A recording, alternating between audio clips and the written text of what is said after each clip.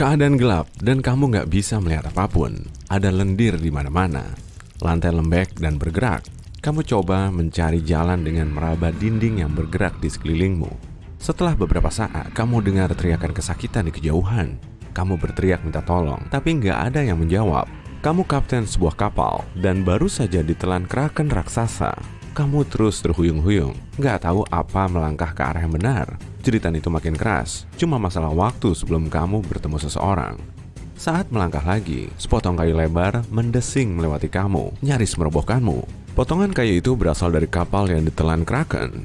Makhluk itu juga telah menelan seluruh kru hidup-hidup. Jadi, mereka pasti ada di dalam suatu tempat di dalam perut monster itu. Kamu terus mengikuti teriakan itu. Suara itu membawamu menuruni jalan lain yang mirip kerongkongan. Kamu raih sepotong kayu dan meluncur menuruni jeruan berlendir. Keadaan gelap, jadi kamu robek sedikit kain dari kaosmu, kamu balutkan di papan besar dan menyalakannya.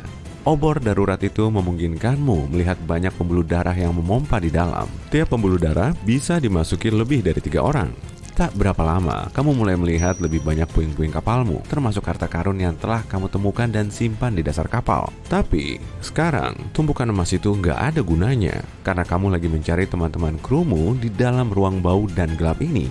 Kamu sampai ke titik yang tampaknya memiliki banyak terowongan, masing-masing mengarah ke titik yang berbeda. Kamu tahu, memanjat keluar lagi lewat mulut kraken itu mustahil. Jadi, solusinya cuma masuk lebih dalam.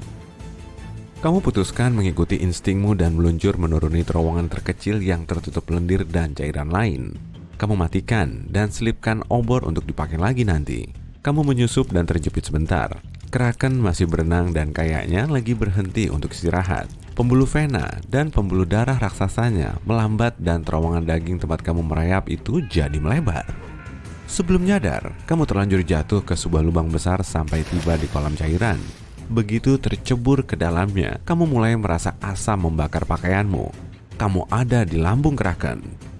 Kamu lepas kemejamu dan mendayung di atas papan kayu, menyeberangi danau asam itu. Bisa kamu lihat lebih banyak pecahan kapalmu berserakan di sekitar. Tiba-tiba, kraken mulai beraksi dan berenang dengan cepat. Kamu gak punya pilihan, kecuali bertahan di atas papan dan terus mengapung. Kamu pejamkan mata agar asam gak masuk matamu. Sekarang, kamu terlempar makin dalam di lambung kraken, tempat terjadinya pencernaan. Di sana, asamnya lebih keras dan melumat semua yang ada di dalamnya. Baunya mengerikan dan kamu nggak bisa mencari jalan keluar.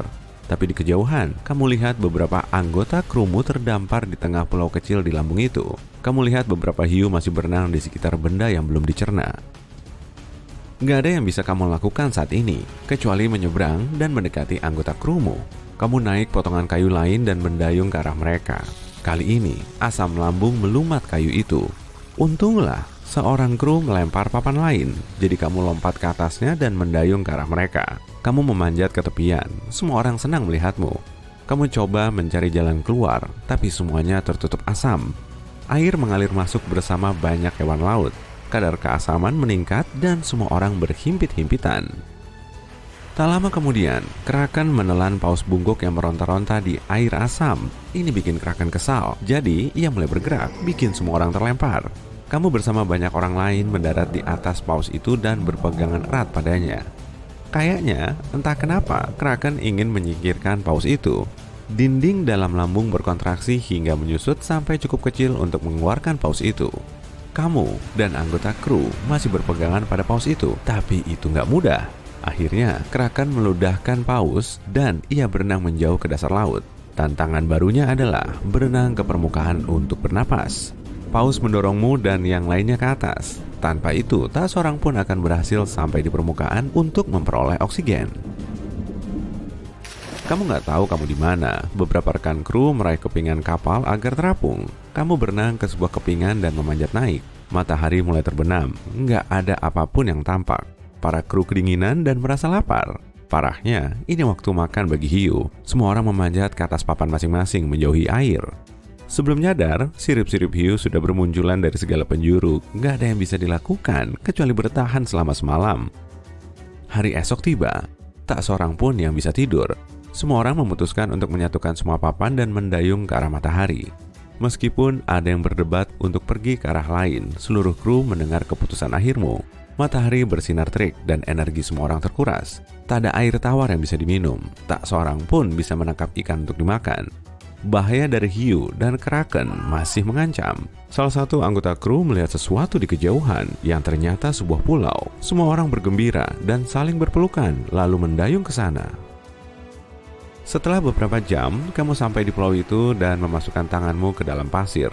Ada yang berlari-larian, sedang yang lain memeluk pasir dan pohon kelapa. Tapi entah kenapa, kayaknya ada yang aneh.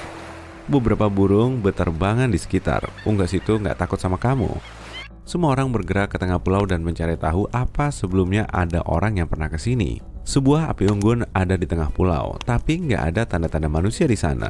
Pulau itu terlalu kecil untuk berpenghuni. Kayaknya nggak seorang pun pernah mengunjungi tempat ini kecuali api unggun itu. Tak lama, pulau itu bergerak. Semua orang memanjat pohon dan air menggenangi pulau. Di kejauhan, kamu lihat sosok besar muncul dari dalam air dan bergerak ke arahmu. Itu penyu laut raksasa. Selama ini, kamu ada di punggung penyu laut raksasa. Ia bergerak dengan anggun menyeberangi air dan berhenti setelah beberapa jam. Para anggota kru membangun gubuk dan menyalakan api untuk memasak, lalu tidur dengan nyaman.